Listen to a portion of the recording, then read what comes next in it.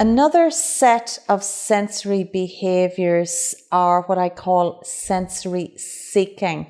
Okay, and these in my unique color coding system, I refer to these as red behaviours. So you'll hear me talk about red sensory seeking behaviours. Okay, so in the blue hypersensitive behaviours, all the messages come from the 8 sensory systems, go up to the brain for processing. And when they're blue or hypersensitive, it's almost like there's a volume button in the brain and it is turned up too high. Whereas in red sensory seeking behaviours, it's almost as if there's a volume button that is turned down too low. And the messages that are coming up from the sensory systems are not being processed enough or loud enough or strong enough. And what happens then is that the brain does not feel comfortable and it seeks those messages in order to make it feel comfortable, okay? So I'm going to give you some examples of red sensory seeking behaviours. Okay, so the most common one, it's rampant through our classrooms right across the world, mainstream and special classrooms, is fidgeting. Chronic fidgeting, always on the move. These children are sitting on their feet. They've got their legs wrapped around the front 2 legs of the chair. They're chewing on a pencil, constantly chewing excessively, chewing on the top of a bottle, almost where you can see the teeth marks, chewing maybe on their sleeve, chewing on their sweater, on the neck of their sweater, chewing their hair. That's a form of oral or mouth seeking fidgeting behaviour, okay? So that is really, really common. Fidgeting with the hands, squirming, sitting, moving around, going over to the bin 10 times to pair the pencil, always on the move, chronic fidgeting, okay? So I refer to red behaviours. You'll hear me talk about fidgeting, moving, squirming, biting, licking, chewing, sniffing, okay? So those are examples, and you might not see all of those in the one child, okay? So let me give you some examples.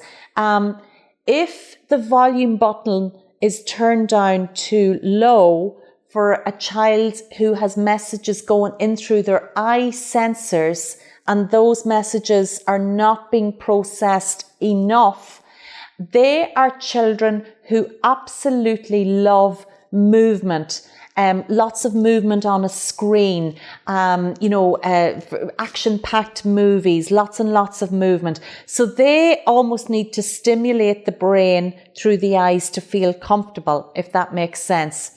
If you have a child who, and this is very much my son would exhibit a lot of red behaviours, a few blue behaviours, but a lot of red behaviours. So he would say what a lot. So the noise or the sound of my voice is going in through his ears, going to the sensors, it's going up to the brain for processing.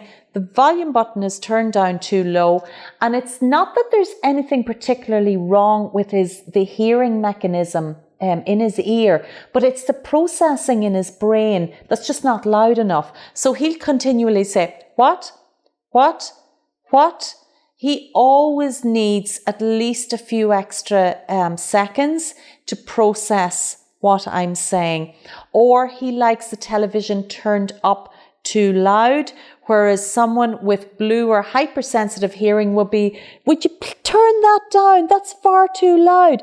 They're hearing it way louder than normal, whereas the child or the adult with what we call under-responsive hearing, they want that noise level turned right up. So they love that loud action, they love noise, they love loud music, and that helps their brain feel calm and comfortable, believe it or not.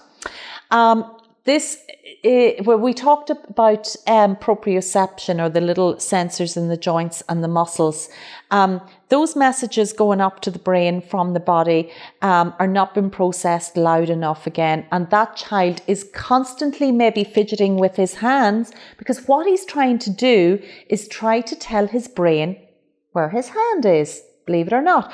Or they're kicking the leg of the chair. And what he's trying to do to make his brain feel comfortable is to tell his brain where his foot is. But it's really annoying because he's constantly kicking the chair. It's causing noise and it's causing disruption in the classroom, okay? So that all of those behaviours, sniffing. So smelling things, smelling perfume, sometimes smelling another child, sniff. It's like they're sensory seeking through their nose, because the sense of smell is not being processed loud enough in the brain. It's turned down too low, and they are seeking that sense of smell in order to help the brain feel comfortable.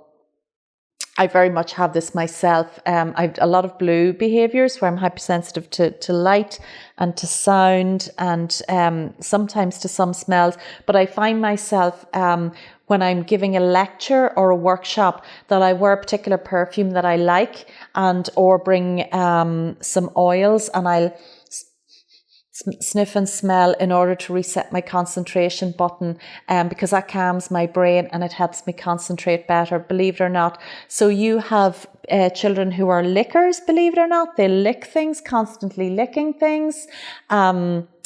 So that's a type of mouth seeking or tongue seeking.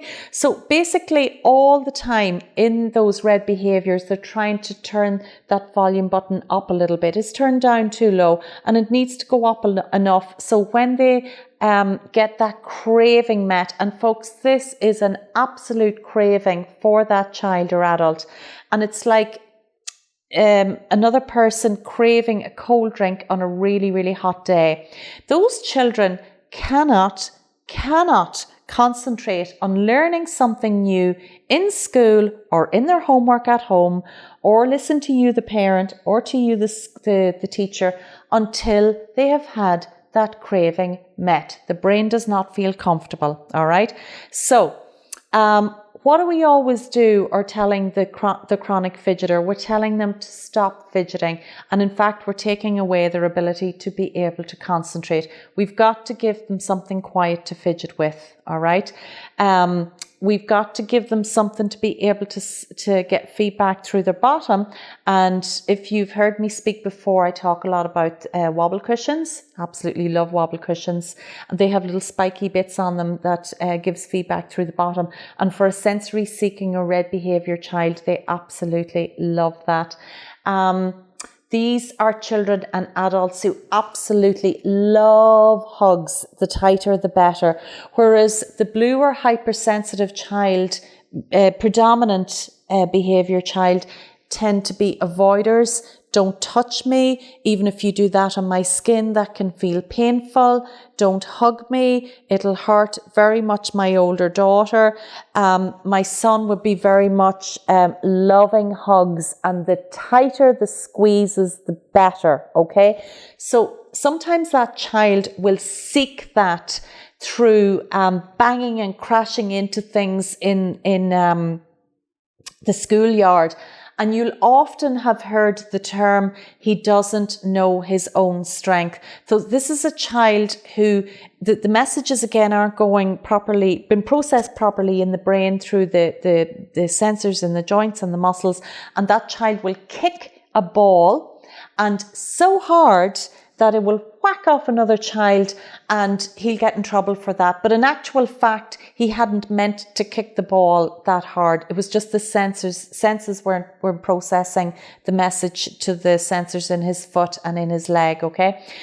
You might see where a child who is exhibiting red behaviours puts so much pressure on a pen that they rip through to the far side of the page. And that's an example of red behaviours. Sometimes they write too light and too spidery, but oftentimes you'll see they put too much pressure. So they tend to be, in summary, red behaviours, and I don't talk about children because you will nearly always have a mix of blues and reds and yellows, which I'll talk about in another video, in the one person or in the one child, okay? So examples of red behaviours are bang, crash, wallop in the yard, fidgeter, mover, squirmer, biter, licker, chewer, sniffer, chewing in the tops of pens, chew, chew, chew, move, move, move, bang, crash, wallop in the yard, getting into trouble, not knowing his or own strength, loving hugs, cannot get enough of hugs, love things tight on their skin, okay? So they're all quite common examples of what I call red sensory seeking behaviours.